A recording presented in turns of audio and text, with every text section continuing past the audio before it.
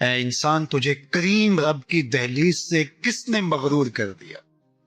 کیوں دھوکے میں مبتلا ہو گیا؟ مالک کی دہلیز چھوڑ کے بھاگ گیا۔ ما غرک بربک الکریم، کریم رب سے تجھے کس شے نے مغرور کر دیا؟ بھاگے ہوئے کو کوئی یوں بھی آواز دیتا ہے؟ کبھی پولیس کو تعاقب کرتے دیکھا ہے مجرموں کا؟ کبھی سخت گیر استاد کو شاگرد کے ساتھ سختی کرتے دیکھا ہے؟ لیکن یہاں پیار کے چھلکتے ہوئے رنگ دیکھیے، جو مالک کی دہلیز چھوڑ کے باغی ہو گیا ہے، سرکش، متمرد، شیطان کے ہتھے چڑھ گئے، اس کو رحمتیں آواز دے کے او بھاگنے والے آ جا، تیرا رب بڑا ہی کریم ہے، تیرا رب بڑا ہی کریم۔ بتا نا تجھے کس شے نے مغرور کیا؟ دولت نے، یہ 4 دن کی چاندنی ہے، پھر اندھیری رات ہے۔ حسن نے، ڈھل جائے گا۔ جوانی ہے، ختم ہو جائے گی۔ اقتدار ہے، آج ہے کل نہیں۔ تو پھر کس بل بوتے پہ تو رب سے غافل ہو گیا ہے؟ آجا پلٹ کے، آنا تو پڑے گا تجھے، بھاگ تو سکتا نہیں ہے۔ اللہ اکبر، اس کی رحمتیں بندے کو آواز دے رہی۔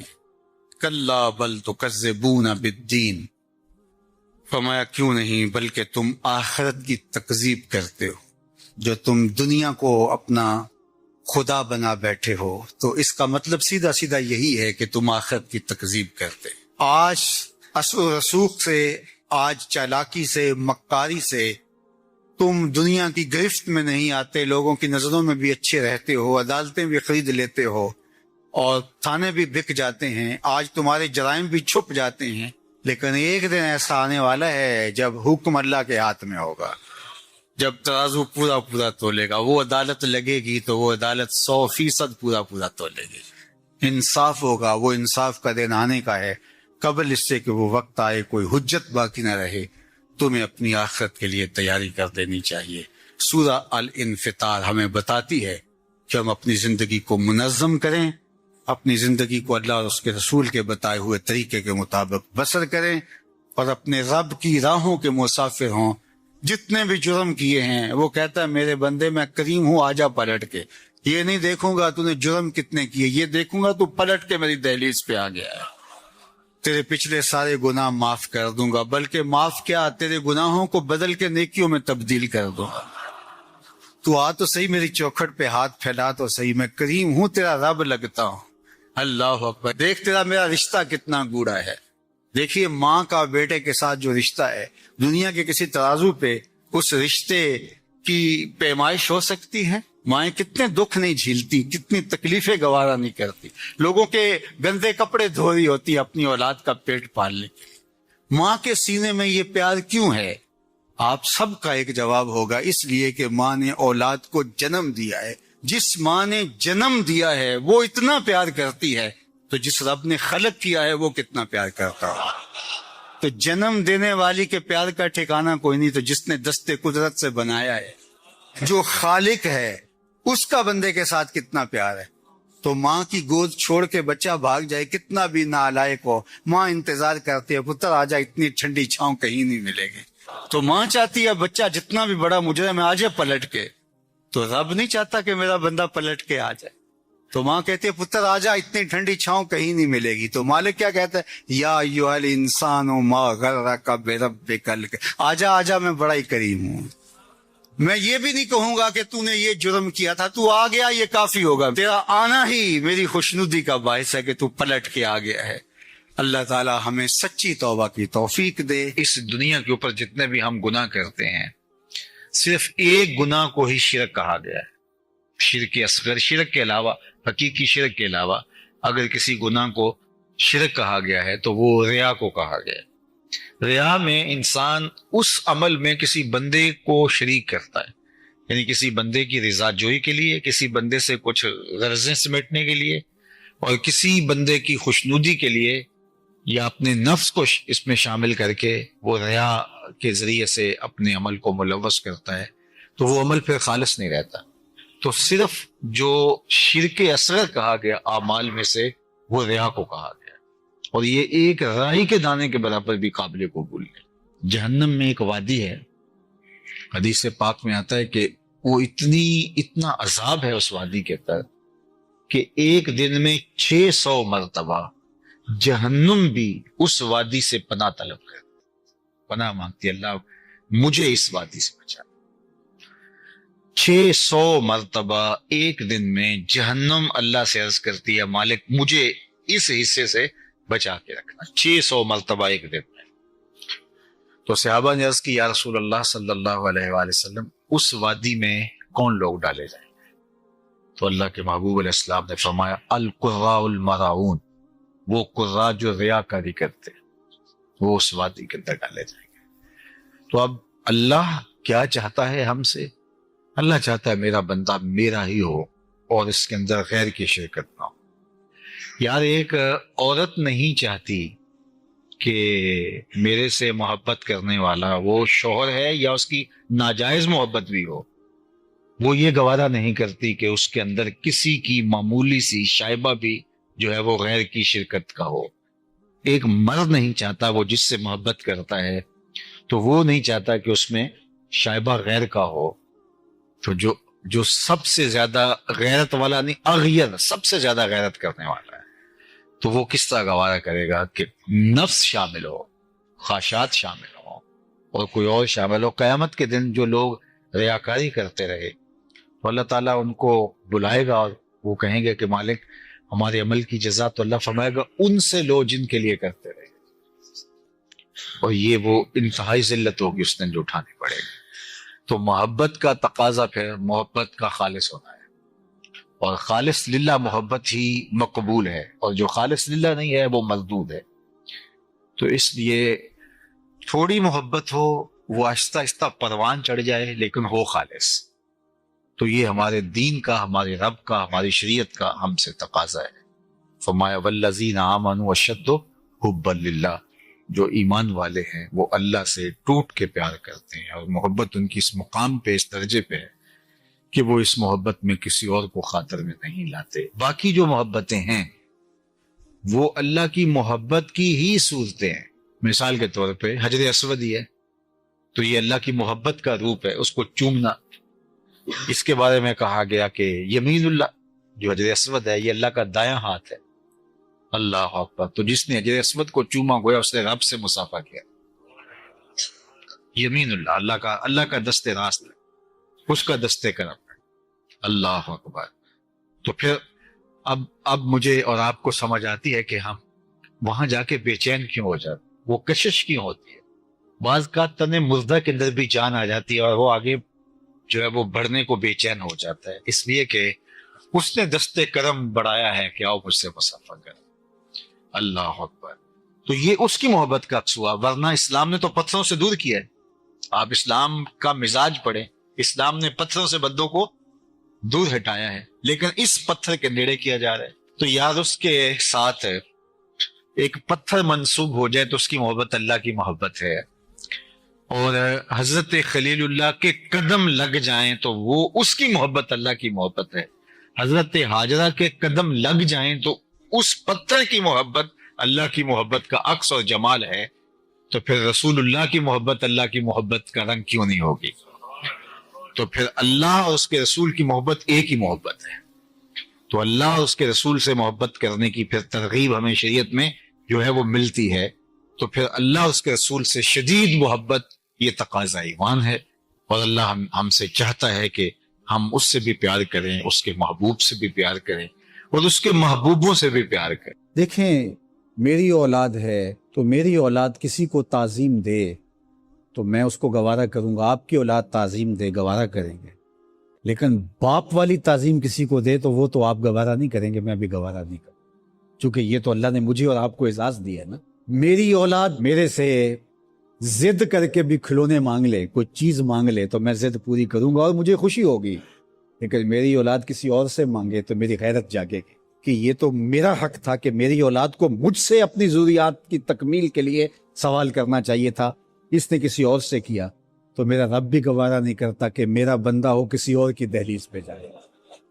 کہا تمہارے جوتے کا تسمہ بھی ٹوٹ جائے تو اپنے رب سے مانگو، وہ تمہیں دینے والا ہے، تمہاری ضرورتوں کی تکمیل کرنے والا ہے، یہ تمہارا رب گوارا نہیں کرتا۔ اللہ اکبر۔ حضور نے سوال کرنے سے منع کیا۔ حضرت ابو بکر صدیق رضی اللہ تعالی عنہ سواری پہ بیٹھے تو ہاتھ سے کوڑا گر گیا، تو آپ گھوڑا کھڑا کیا، نیچے اترے، کوڑا اٹھایا، پھر بیٹھے، تو کسی نے کہا کہ یہ آپ فرما دیتے، ہم پکڑ کے آپ کے ہاتھ میں دے دیتے۔ کہا حضور نے سوال کرنے سے منع کیا۔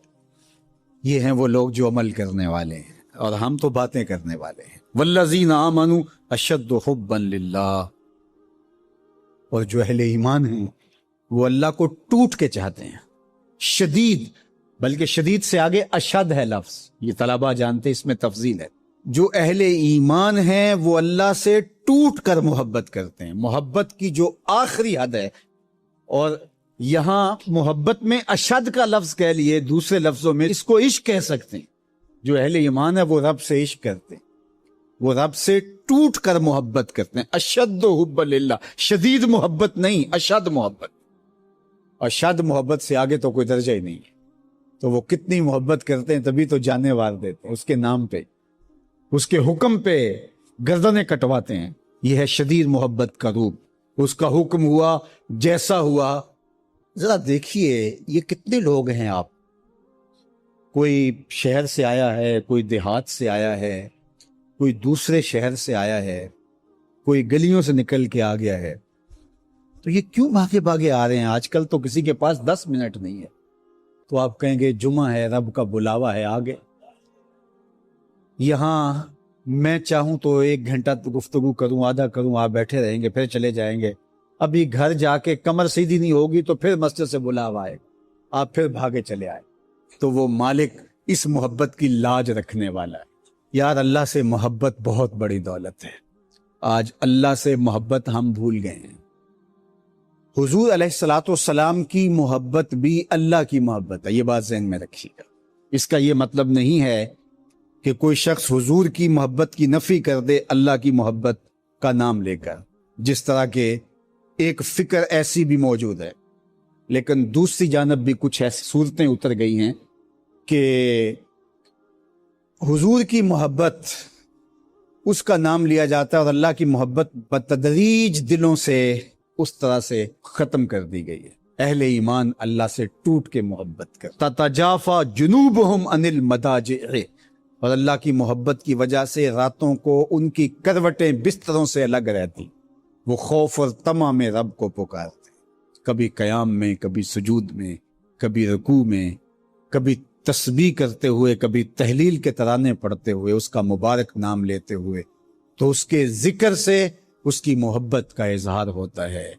نماز پڑھو تو ڈوب کے پڑھو، سجدہ کرو تو ڈوب کے پڑھو، گویا تم اپنے مالک کی دہلیز پہ اپنا سر رکھ دیا ہے، اور پوری تندہی کے ساتھ اس کے حضور سجدہ ریزیاں کرو، چونکہ وہ ہمارا خالق ہے۔ جب کسان ہل چلاتا ہے اور فصل پکتی ہے تو چڑیاں آ کے اس فصل کو چگ جاتی ہیں، کچھ دانے اٹھا کے لے جاتی ہیں۔ تو روایت میں آتا ہے کہ وہ اٹھائے ہوئے جو دانے چڑیاں لے گئی ہیں، اللہ ان کو بھی اس کسان کے نامہ اعمال میں صدقے کے ثواب میں لکھتا ہے۔ تو یہ دین ہے ہمارا۔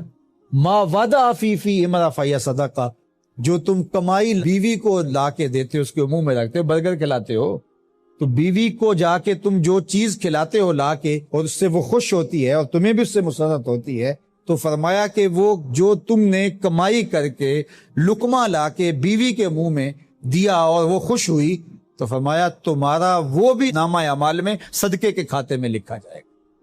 تمہارا دین تو کتنا آسان دین ہے، تمہارا دین تو اتنا اچھا دین ہے۔ صرف یہ ہے کہ نیت کے فرق سے میں نے کہا چور اور چوکیدار بنتا ہے، اس نیت کے قبلے کو درست کرنا ہے، اس لیے اس کو ثلث دین کہا گیا ہے، انما الاعمال بالنیات۔ تو ہم اس کے لیے جیتے ہیں، میری زندگی کا مقصد تیرے دین کی سرفرازی، میں اسی لیے مسلمان، میں اسی لیے نماز، بات ختم۔ ہم بس اسی کے لیے جی رہے ہیں، اسی کا حکم ہے۔ اپنی اولاد کی اچھی تربیت کرو، ان کو دین کے سپاہی بنانا ہے، اس کو اللہ کے مطیع اور فرما بردار بندے بنانا ہے۔ اس کے لیے جو تم کوشش کر رہے ہو، تو تمہارا یہ صدقہ لکھا جا رہا ہے۔ تم مجاہد فی سبیل اللہ ہو، تم اپنی اولاد کے لیے اس لیے کمائی کر رہے ہو کہ ان کو جو ہے وہ اللہ کا ایک مطیع بندہ بنانا۔ تم اپنے ہمسایوں کے ساتھ اس لیے سلوک کر رہے ہو کہ ہمسائے اور اللہ رسول کا حکم ہے، اور میں نے ہمسایوں کے ساتھ اچھا سلوک کرنا ہے۔ تم رشتہ داروں کے ساتھ نبھا رہے ہو ان کے تلخ رویوں کے باوجود بھی کہ اللہ رسول کا حکم ہے، لہٰذا میں توڑ تو نہیں سکتا، لہٰذا اللہ اس کا بھی تمہیں اجر عطا کرے گا۔ ان تلخ رویوں کا تمہیں تمہارے نامہ اعمال میں اجر و ثواب لکھا جائے گا جو تم سہتے ہو اور برداشت کرتے ہو۔ تم سردی سہتے ہو، تم گرمی سہتے ہو، تم مشکلیں سہتے ہو، تو یہ ساری تمہارا دین ہے. چونکہ تمہارے دین کو اللہ نے بہت خوبصورت بنایا ہے. تمہارا دین اور تمہاری دنیا الگ نہیں ہے. ایک صحابی کو حضور نے دیکھا کہ وہ بہت کمزور تھا. فرمایا کہ تمہاری یہ کیا حالت ہے، تم اتنے کمزور ہو؟ اس نے کہا میں نے اللہ سے ایک دعا مانگی تھی، شاید وہ قبول ہوگی. فرمایا کیا ہوا؟ میں نے دعا مانگی تھی اللہ جو آخرت کے حصے کے دکھ ہیں وہ بھی دنیا پہ بھیج دے اور میری آخرت صاف ہونی چاہیے. تو شاید میری دعا قبول ہو گئی ہے اور مجھے بہت ساری بیماریاں، دکھ اور اذیتیں ہیں جنہوں نے مجھے گھیر رکھا ہے. تو اس پر حضور خوش ہونے کی بجائے اسے ناراض ہو کے کہا کہ تو نے یہ کیوں کہا کہ آخرت کے حصے کے دکھ دنیا پہ آ جائیں؟ تو نے یہ کیوں نہیں کہا ربنا آتنا فی الدنیا حسنۃ وفی الآخرۃ حسنہ، اللہ مجھے اس جہان میں بہتریاں دے دے، اس جہان میں بہتریاں دے. تو یہ زندگی اچھی جئیں، اچھی سواری، اچھی بیوی اور کشادہ مکان انسان کی خوش قسمتی سے، مسلمان کی، مومن کی خوش قسمتی سے بتایا گیا ہے. اچھا اللہ آپ کو گھر دے، اس میں آسودہ رہیں. اللہ آپ کو اچھی فرما بردار نیک صالحہ بیوی دے، بہت اچھی بات ہے. اللہ آپ کو اچھی گاڑی دے دے تو اس میں کوئی گناہ نہیں ہے، کوئی برائی نہیں ہے، اچھی بات ہے. یہ نہیں ہے کہ دین یہ ہے کہ آپ اپنے تن کے کپڑے بھی اتار کے پھینک دیں اور سردی میں ننگے ہو کے بیٹھ جائیں، یہ کوئی دین ہے؟ یہ نہیں ہے. ہمارا دین کیا ہے؟ تمہاری نیت کا قبلہ درست ہو. تمہیں جو ملتا ہے تھوڑا ہے یا زیادہ اس پہ تم راضی ہو. تھوڑا ملے تو پھر بھی مالک تیری مرضی میں اس پہ راضی ہو، اور زیادہ ملے مالک میں تیری مرضی پہ اور تیری عطا پہ راضی ہوں. تھوڑا ملے تو صبر کرے، زیادہ ملے تو بانٹنا شروع کرے، بات ختم ہو گئی. اور کاروبار کرے تو اللہ کی رضا کے لیے جائے اور بچوں کو ایک اچھی تربیت کی نیت سے گھر سے نکلتا ہے. حتیٰ کہ جو کاروبار کرتے ہوئے مشقتیں آتی ہیں، ٹینشنیں آتی ہیں، پریشانیاں آتی ہیں، جھٹکے لگتے ہیں انسان کو، گاہک کے رویے کی وجہ سے کسی نے ادھار لے لیا، وہ پیسے نہیں دے رہا، بار بار اس کو کہنا پڑتا ہے، اس کے سخت اور تلخ رویے ہیں. یہ جو جھٹکے اور تکلیفیں اور جو ٹینشنیں آتی ہیں، اس تاجر کو اللہ کی جانب سے اس کا بھی ثواب عطا کیا جاتا ہے. تو یہ کتنی کرم نوازی ہے اس کی اور کتنی رحمت ہے اس کی جو اللہ تعالیٰ نے اہل ایمان